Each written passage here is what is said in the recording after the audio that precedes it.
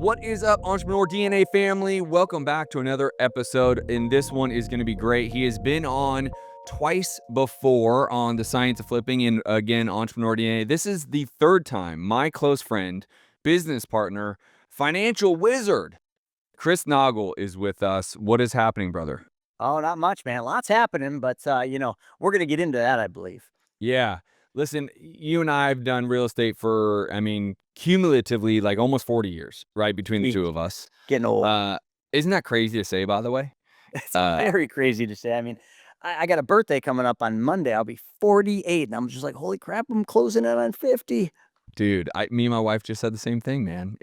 And dude, you and I are young. Like we're vibrant. We're Yeah. not, when you're young, for all you whippersnappers out there, you feel like 48, 50. I'm 44. I'll be turning 45. Like that sounds like an old person, right? Like I don't feel that much different than when I was 25.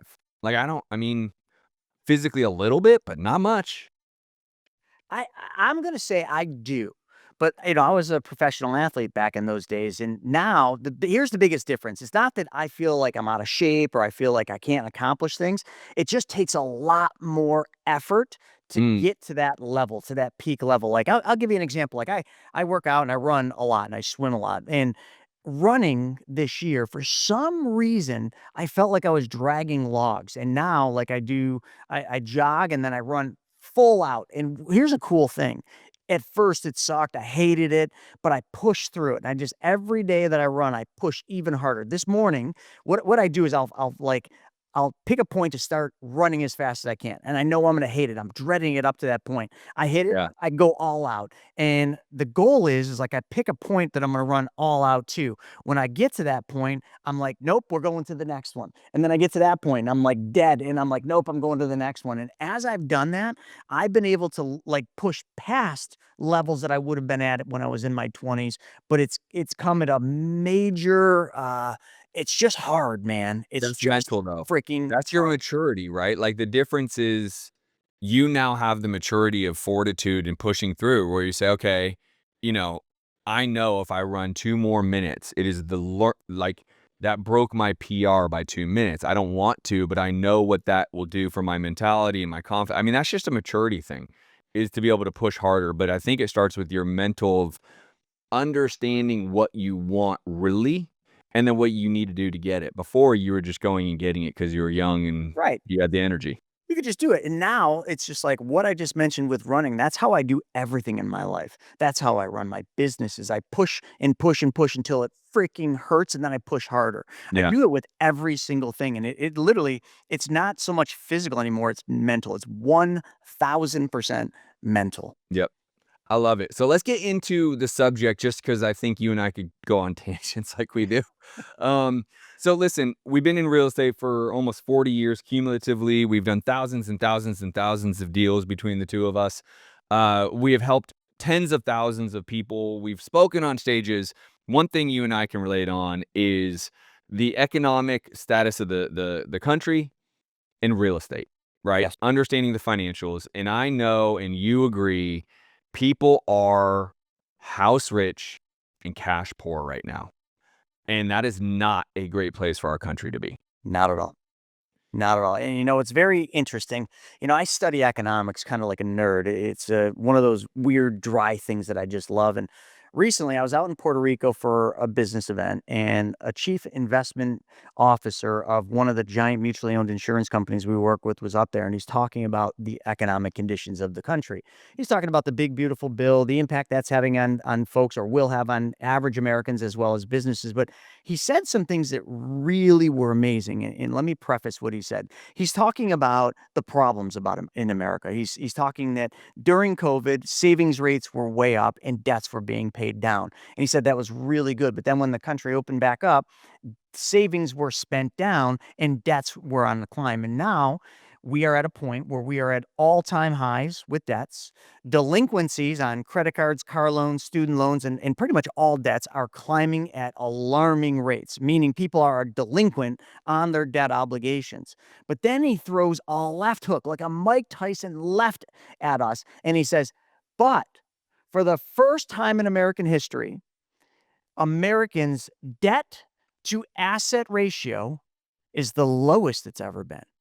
And this, like, it just stunned me because I'm like, "Yep, I know, yeah, debts are all-time highs. Oh, I know people are struggling out there. I'm seeing it firsthand. All of our clients, we're hearing it, money's tight, cash is tight." But yet then he drops a bomb saying, "But the debts are at all-time highs, delinquencies are all-time high, but people's assets are even higher, and the ratio between debt to assets is the lowest." And I'm just like, "I didn't know that." But Mm. it made perfect sense. Yeah. Since COVID, real estate prices have skyrocketed. Even in my little Buffalo, New York, real estate prices are they're crazy. I Yeah. just watched a house in my neighborhood sell for $2.4 million. I'm like, who is the idiot that paid that?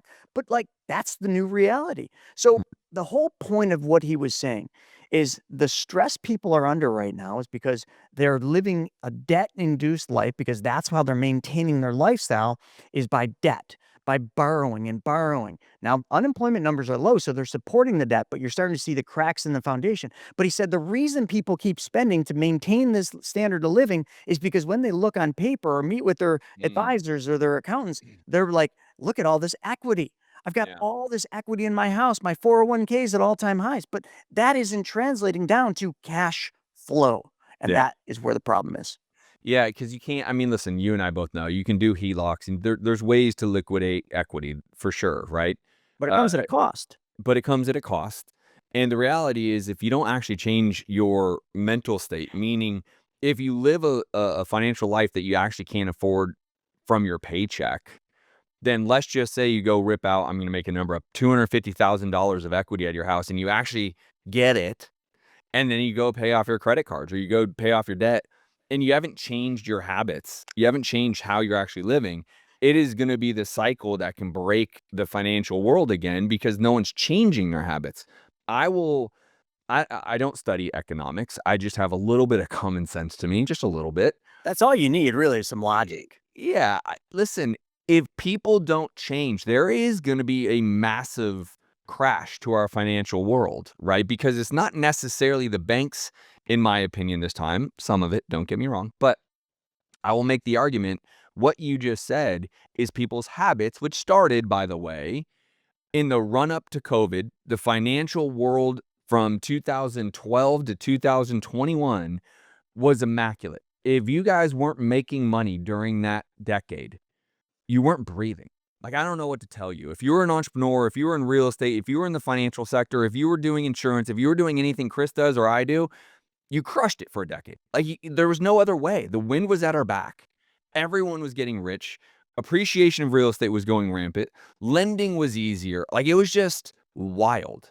And that built in an inherent, I can always have this. This is how life is now, right? And then COVID, and they printed bajillion dollars. That's the real number, bajillion dollars. And it crushed us. It crushed everyone. Not necessarily like crying, like, mentally upset. It changed everyone's habitual workings because loans were being forgiven. Interest rates were like at 2%. Like, it just then increased, poured gasoline on our habits and how we look at financials and how we look at money. And the run up into COVID hurt us. COVID crushed us because of how we think about money, how we think about debt, and how we actually act. To your point, your guy was talking about everyone's credit cards are maxed out, defaults are incredibly high, blah, blah, blah, blah. But because they say, "Oh, my home's now worth $1 million and I bought it for 600,000," they just think there's 400 grand that like they can just go grab. And they're not changing how they're acting. So even if they go grab 200 of that, pay off their credit cards, they're going to keep acting the same. That is the big challenge. Yeah, it's the habit, and they're one and the sickest part about it, the logical part, we'll go back to logic, is they're one step away from a completely life-changing financial move, and you laid it all out. So let's just say you got Joe Schmo's got a house, he bought it for 600 and it's now worth a million, $400,000 in equity. Let's say he's also got a bunch of debt, which is strapping him every single month from a cash flow standpoint because he's making great money, but he can't really make more. He's not getting raises and bonuses. So his standard of living, he's living paycheck to paycheck. But now he's like, wait a second, I got all this equity. I'm rich. grabs the equity, and right now they're about 8-9% to grab equity from your house from a HELOC. So, but we'll put that on the side because that's nothing compared to the 20-25% Joe Schmo's debt is costing him, his credit cards. So he takes the 200 grand from his home equity line. He pays off his credit cards. So he's got this temporary relief now. So now the credit cards that he used to pay a bunch of money out are no longer bills that he has to pay monthly. But here's what happens. And then I'm going to say the one step that they're missing. They get into that habit of now they've got free money. So they go out for dinner once, then twice, then they add this, then they add that. And these things which once were luxuries, but now are just necessities in their life. And that's actually like a thing. Like Oh yeah. once a luxury, now a necessity. So now these things are just normal, but all that money that they freed up from those credit cards being paid off, all that is now spent on these extra things. And now they're feeling pinched again, but now they've got that HELOC debt that they haven't paid, which is a drag of 8 to 9% interest, and their house is at jeopardy. Mm. The one step that they missed, and Justin, you know, this is what I teach every single day, is what we call recycle and recapture. It's the infinite banking concepts. Okay. It's just the process. When that person, Joe Schmo, paid off those credit cards, what they should have done is build a habit. And this takes a habit, it takes some time and it takes some work. But once you start it, it becomes the norm. Once they paid those credit cards off, what they should have done is set up a bill pay, or like I always like to say, just change the name on the check. Instead of writing the check to Visa like you once did for the exact same amount, change the name on the check and write the check to yourself. But deposit it into a bank account that is not your normal bank account, because your normal bank account's like a black hole. Everything that goes in it by the end of the month is zeroed out. So you create a segregated bank account in a bank that you don't go to often and you don't have debit cards and hell, don't even get checks. And you put that credit card payment that you once made to the credit card into this bank account. You recycle and recapture the money you used to give away. Now, if you did that for 6 months, that would become habit. Actually, I would argue it would take 3 months to build habit. If you did that, that money, remember, you're not missing the money because it used to be leaving your family to go to the credit card. Now you're just putting it into a bank account. And if you could build the habit to not spend that in 3 months, you would take the chunk there and dump it down on your HELOC. Because now you've made real progress because you paid off 20% credit cards with 8 or 9% debt. But now you stockpiled the money by recycling and recapturing what you used to give away into an account that you weren't spending. But now every 3 months, you take the chunk, the balance that's in there, and you pay it down on your HELOC. Now, because HELOCs are simple interest, that's real progress. Now you really do have extra income in your household and you have extra wealth because you paid down the equity that you borrowed. So if you kept doing that every 3 months, eventually your HELOC would be paid down and eventually you'd have real money, but that real money, you have built a habit of keeping it because you're used to it going into that segregated account. So now all of a sudden you could start building wealth. You can start closing the gap on the paycheck to paycheck and start making meaningful progress in having actual tangible financial results. That's it. It's so simple because you're not changing your cash flow. You're not working harder or longer, and you're not taking on any risk. You're changing, like you said, the habit of how you treat money. That's the biggest problem with Americans right now is the habitual way that we have come to think money works when it is not the way it works. Yeah. You know, the idea of getting lower debt to pay off higher debt, right? And we're talking about interest. So you're getting 8 or 9%, maybe 10, call it 10, but relative to 24% or whatever credit cards charge these days. To me, it's just a pretty simple decision. What you're suggesting, and I want the clarity here, is let's say your credit cards cost you $6,000 a month. Let's say you go get new debt, call it a HELOC, call it anything, and that debt is at 10%. If you can pay off your credit cards at 24%, and you were able to afford your $6,000 a month, you were just cash poor every month, like you had nothing left over, then what Chris is suggesting is your new loan at 10% might only be $3,500 a month. So you can afford the $3,500 because you could also afford the $6,000. What Chris is suggesting is you take the difference of $2,500 and instead of just going out to 2 more dinners or buying the thing because now it's left in your bank account, you actually invest it into an insurance policy. This is what Chris does, and I would tell all of you to go follow Chris all over social media, YouTube, etc. And that $2,500 goes into insurance policy, and that insurance policy will grow over time, but then you actually can take that growth of your insurance policy. You're still cutting the $6,000. You're just repositioning where you're cutting it. And you take that $2,500 and you pay down, let's just say it was the 10% HELOC. Because it's simple interest, you're actually able to pay that down a whole lot faster than you'll ever be able to pay the credit cards. You're still cash poor at the end of the month. You don't have extra cash. You're not putting in savings.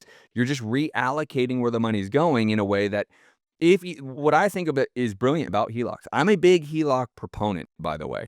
You and I are investors, right? You could flip money. I can flip money. HELOCs give us a resource. I have $1 million stuck in my home, and I think I can only get a $500,000 HELOC, but I know how to flip that, right? So I like HELOC. So that could be an answer for some of you, as long as you have the habit that you put it into the insurance, you take it out of the insurance, and you pay down the HELOC. You put it into the insurance every month, you take it out of the insurance, you pay down the HELOC. And if you just do this forever, your HELOC will be gone, and now you'll have this massive life insurance policy that has incredible cash value, but it takes the habit to do this. This is where, whether it's Andy Frisella or name the motivational guru, this is where the rubber meets the road. Can you actually have fortitude and stick to the thing that you need to be doing or not? That's going to be the ultimate question. Yeah, and let me quantify just a few things because thank you for going through that. That's exactly it. The policy that we're talking about, the specially designed and engineered whole life policy, a lot of you, when you heard Justin say that, you're probably thinking, why in the world would I ever put that extra money, that 2,500, into this stupid whole life policy? You'd be thinking that, right? Well, here's why. Well, number one, all the wealthy families throughout history have done this exact thing. So I'm not the one telling you this is smart. Look at history. Look at the Morgans, who were bankers, the Stanleys, who were bankers, the Rothschilds, the Rockefellers. You both know them, some of the wealthiest families in history. And you can go straight through time and you can see that they've all done the same thing. But here's why. When the money goes into the insurance policy, it is earning compounding interest, okay? When the money goes into a bank right now, you could argue, well, my money in the bank account's earning 3% compound interest as well. Yes, but when you take the money out of the bank account to pay down the HELOC, that money stops working for you, okay? When it goes into the policy, it does not stop working for you when you take the money out to pay down the HELOC because you're earning uninterrupted compounding interest. Let me give you one layer deeper. When you take the money from the insurance policy, you're not taking your money. The insurance company is lending you money from their general account, essentially lending you part of your death benefit while you're living. Therefore, your cash value, your savings, if you will, never leaves the account, which means now your money continues to earn for you, continues to compound for you while you take the money out and you use it to pay down the HELOC, to which you used the HELOC in the first place to make a spread, but now you're making an even bigger spread because as the HELOC gets paid down, the simple interest calculation on what you're using is actually lower because you're paying interest, same rate, 10%, but on a lower declining balance every however much you use it, every 3 months, I had made the mention. All the while, that policy where you use the money from, that you just changed where the money went, never stopped earning interest and dividends. So you're compounding there. So you're making money twice on the same dollar and staking instead of with the bank account, you're making money once. And then then every time you take the money out of the bank account, you're starting over again. Because now you took the money out and you paid the HELOC down. You won, but you didn't really win because your money stopped working. Then you got to build it back up and you start feeling good. You got the balance, it's earning interest. Then you take it out to pay the HELOC down. You feel defeated. You see, the one thing that what Justin mentioned, what I'm explaining here, and what I do every day for thousands of people is compounding interest is the differentiator. Yeah. And we could layer in a couple more things like the policy's tax-free growth, but let's just keep it simple. Compounding interest. Albert Einstein, we all know the name. He was a mathematician, one of the smartest men ever to live, especially when it came to math. He was very, very much an advocate of compound interest. He called it the eighth wonder of the world. He said Yeah. it was the most powerful thing in the universe. So I would argue the most powerful thing in the financial universe. But if he said that, then why is it that you're not tapping into it? That would be the question I'd ask to your audience. As many of you know, I'm constantly on the move, juggling multiple businesses, traveling, and ensuring I get my morning workouts in. Staying fresh isn't just a preference, it's a necessity. But let's face it, after back-to-back meetings, juggling 2 kids at home, and the hustle and bustle of everyday life, body odor can become an issue. But here's the deal. Mando has revolutionized how I stay fresh. This isn't just another deodorant. It's clinically proven to control odor better than a shower alone with soap. My favorite scent, bourbon leather, it's fresh, is subtle, and doesn't clash with my cologne. And I was surprised by how well the solid stick works, even after an intense morning workout. Mando's starter pack is perfect for the new customer. It comes with a solid stick deodorant, cream tube deodorant, 2 free products of your choice, like a mini body wash or a deodorant wipe, and free shipping. As a special offer for listeners and new customers, you get $5 off a starter pack with our exclusive code. That equates to over 40% of your starter pack. Use code Colby at shopmando.com. That is shopmando.com. Please support our show and tell them we sent you. Smell fresher, stay drier, and boost your confidence from the head to the toe with Mando. So listen, in the personal space of finances, people are maxing out credit cards and living a lifestyle that they can't necessarily afford, given the fact that they don't have a great ability to create more income. So my accountant always tells me, or any of his clients, is listen, if you have an opportunity to create more income, taking on some level of debt isn't a terrible thing, right? You just now need to go have the opportunity to be able to earn more to be able to pay that stuff off. What the challenge in the personal space of personal finances, most people, the vast majority of most people, have 9-to-5 jobs. They have a stuck income. They very rarely have the opportunity to make more. But why I say that is I'm going to transition it into the real estate sector of big business, developers, right? And I'm going to keep some of the names out of this because I have connections to some of them. But what happens in the personal financial space regarding real estate and having a lot of equity in the run up from let's call it 2010 to 2021, and then the massive run up from 2021 to 2024, let's call it, that caught everyone. So while in the personal financial sector, we all can say, hey, we have all this equity in a house. Like I literally doubled my house's value in less than 3 years, Chris, here in Miami. That's like insane. It's not even like now I'm in Miami, I'm the right area, etc. But the home builders did the same thing. The challenge with all of this is the financial space for the personal side now can't afford the opportunities that are presented us in housing, right?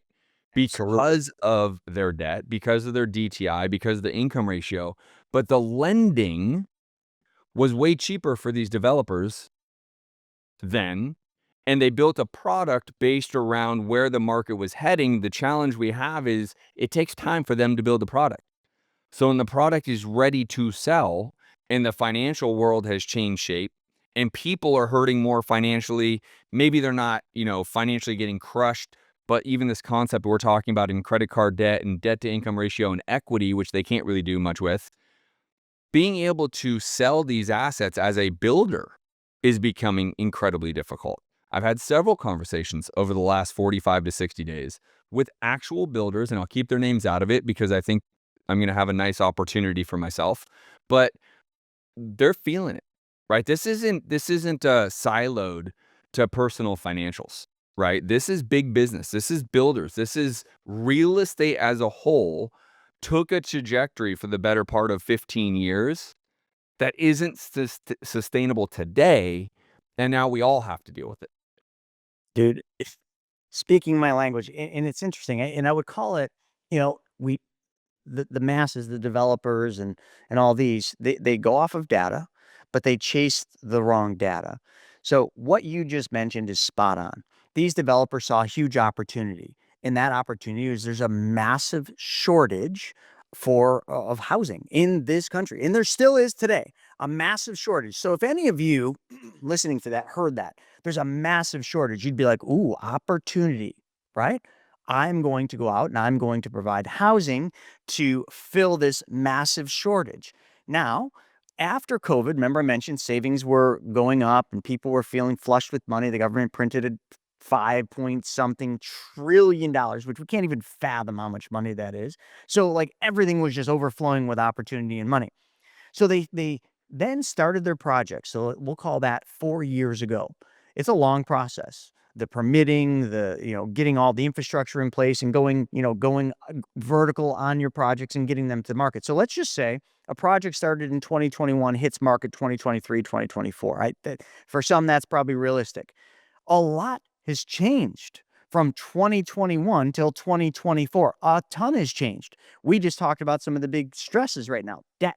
People are burdened with debt. They're living paycheck to paycheck. The economy is slowing. Unemployment numbers, well, they're not changing much, but they are starting to tip the wrong direction. So you're starting to see these cracks in the foundation.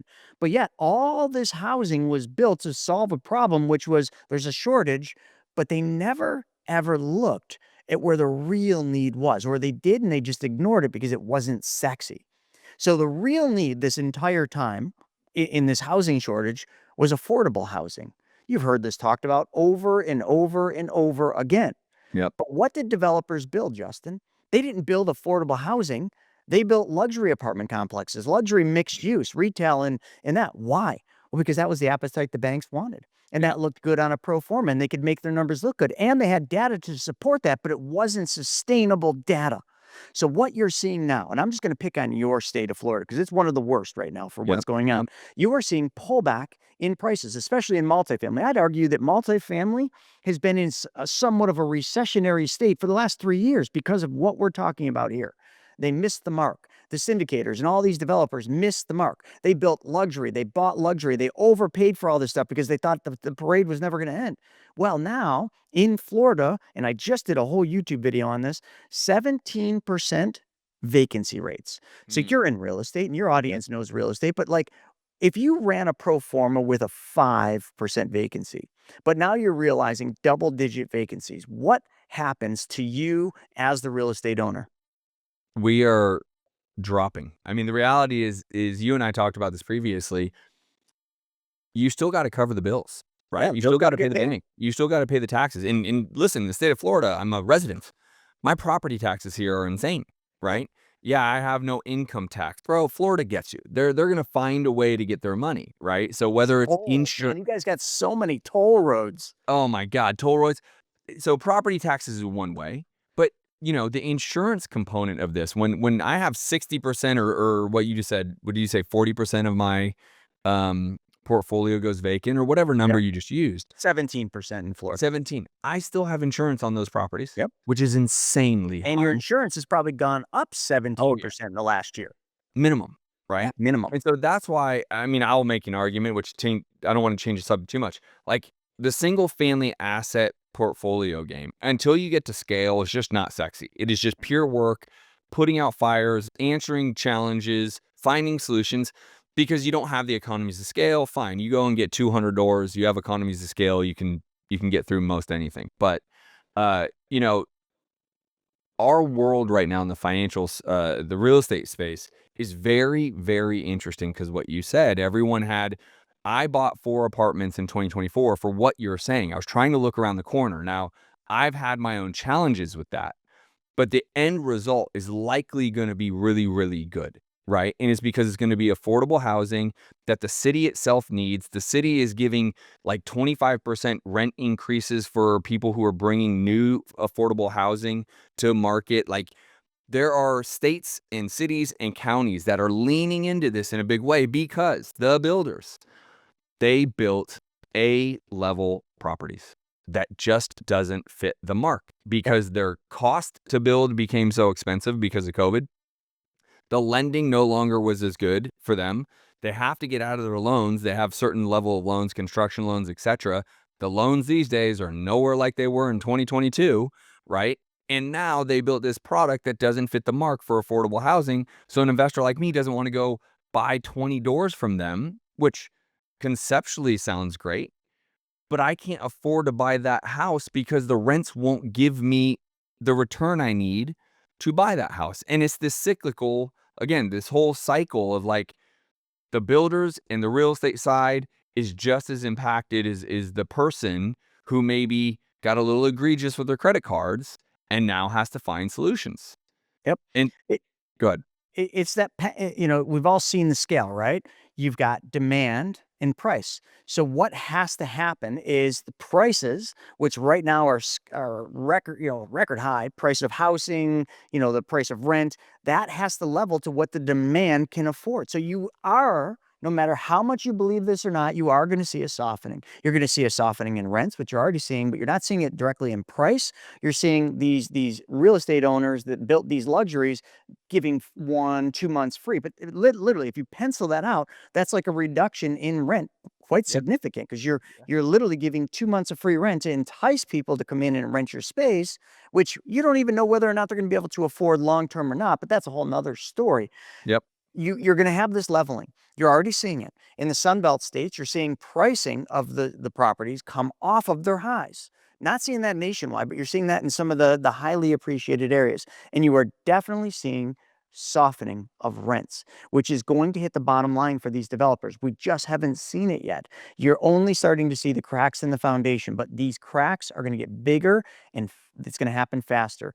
Where now, affordable housing is still the massive need, and without some type of subsidy, it's just not profitable. It's just not profitable, which is why states like Florida, Texas, and other states are starting to come up with huge subsidies to build affordable housing. But again, now we restart that cycle. You start today, 2025, to start the process of building affordable housing. Right. You're not ground up ready to rent for a couple years. Yeah. How much does the economy shift? Now, I would say you'd nail it. That's my outlook. If you built affordable housing today, you're going to knock it out of the park in the future, because you're going to solve the problem at the perfect time. But Yep. what you're going to see is, as that starts to become the commonplace, as pricing comes down, as the economy softens, you start seeing all the pricing come down. Now it makes sense to build affordable housing. All the money flows to affordable housing. Now you overbuild affordable housing. Yep. We are going to continuously be in this cyclical pattern of being behind the curve. And there's really no answer to that. It's just right now, the problem is most real estate developers missed the mark, and Yeah. they're going to pay dearly for that. Yeah, and funny enough, I was actually just talking to a friend of mine that is in a totally different sector, but he really believes he's going to work his tail off for the next 2.5 years while Trump's in office, and he's going to try to have a liquidity event because he's just going to be so uncertain of where the financial world will be after Trump. This isn't a whether you like Trump or not. You just know where he stands, right? Like, that's the reality. He is blatantly clear with you where he is going to stand in the financial sector and in the business sector.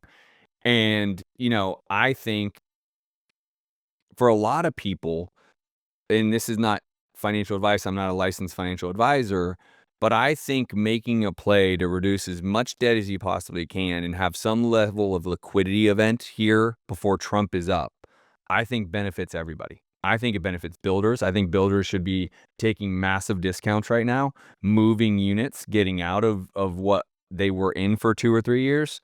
I think people should be looking at, how do I reduce my debt? How do I gain equity? How do I create an opportunity for a liquidity event before Trump's out of office? Because I believe, just like you'll probably have the highest numbers that you're likely going to get in a very short amount of time, just because I'm uncertain of who's coming after Trump and what policies they're going to put in place. You just know what Trump's about. Trump's about business. Trump's about money. Trump's about making money, keeping money, right? Supporting businesses. The big, beautiful bill passed. You and I love that, right? There's so many components to that that we don't even have time in this episode. But it will be interesting to see what happens here with affordable housing, because we know that is the biggest issue. I don't want to say biggest issue, but like, there's just not enough housing for people right now. Period. End of story. Affordable or not. And so I it agree. just has to become more affordable. Period. One way or the other, it's either going to be a forced affordability kind of move, or the market's going to shift in time to satisfy that need. It's going to happen one way or the other, like you mentioned.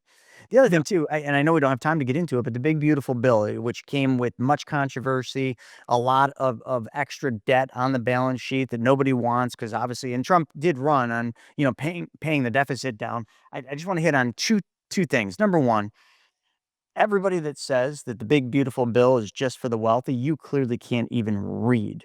Because if you read the bill and you understand it, most of the things that Justin and I would want, we're income phased out of. Like, of course, I want to write the interest off on my cars. I especially want to do that because I run a private banking system. I pay all the interest back to myself, and if I could write that off, I'd be like, yes, it'd feel like I died and gone to heaven. But that isn't the case. We're income phased out on most of the really cool stuff. But it's great because it benefits the middle class and the lower income. However, there are several things that do benefit Justin, myself, and real estate investors, and like the 179 bonus depreciation going back to 100%. That will be a massive stimulus for business and especially real estate developers or real estate investors in the coming years, because it will literally put money right on the bottom line because we get to take depreciation all up front at 100%. It's massive. You're going to Yeah. see that help the oil industry. You're going to see that help the real estate industry. You're going to see that help most businesses in a huge way, which, like you mentioned, is going to pump a ton of money into industry, a ton of money into businesses' balance sheets. But the problem is they're going to have to get better. People as a whole, I don't care if you're in business or not, you are going to have to get better at keeping more of what you make. Because if you keep living, up to this level and paycheck to paycheck, when this whole thing does burst, and it will, you're going to be left really hurting. You are going to enter a world of hurt that, you've probably never felt in your lifetime, and no one in our generation has. It's coming, folks. But the people that start living simpler, that stop spending every penny, that start keeping more of what they make, and that learn how to make their money work for them, they are going to see opportunities that I don't think you and I have ever seen in our 40 some years on this earth. The opportunities are going to be so amazing. But the problem is the people that can take advantage of those opportunities are going to be so few and far, because too many people are living in a world that they think nothing's going to stop. It's going to keep going up and up and up. And that is not the way the economy and the markets work, not in the slightest. And I just want to finish with this one thing. I think this sums up the biggest problem in this country. And it's not me saying it. Will Rogers said this. He said the biggest problem in America is not what people don't know. Will Rogers said the biggest problem in America is what people think that they know that just ain't so. What that means is people have gotten so comfortable with everything going up, with their markets going up, with their 401ks going up, with their home values going up, that they have literally forgotten that there is another side that can happen and that will happen. And unless you're prepared for it, you're not going to take advantage of it. The opportunities will come to you just like they come to me and Justin and everybody else. They will come to you, but your door will be closed. And I'll recite, the Sermon from the Mount. Knock, and the door shall be opened. Seek, and you shall find. Ask, and you shall receive. If you remember those only come to the person who's willing to receive, not the person who thinks they know what they don't know. And that's, I think, some of the best advice I can give anyone. Yeah, I agree. And I'm just going to lean into that. Give yourself enough runway to receive the gift. Whatever that gift is, right? Is if you just react and make decisions because you think to Chris's point, and you actually aren't open to saying, okay, maybe this is or isn't the right thing, you're not giving yourself enough runway and you're shutting that door. And if you shut the door, then you're not going to be able to receive the gift, whether it becomes, the big, beautiful bill or anything else. Being able to understand that you need to give yourself enough runway to receive that is going to be a really big issue for a lot of people, because I think a lot of people are going to make irrational decisions because they think they know what they know. And it just ain't so, as you just said. Love it, man. I love it. Guys and gals, if you like what we are talking about, you like talking about finances, you like talking about real estate, you like talking about insurance, you like talking about getting rich, getting wealthy, and actually having financial freedom, make sure you're following Chris Naugle on all platforms.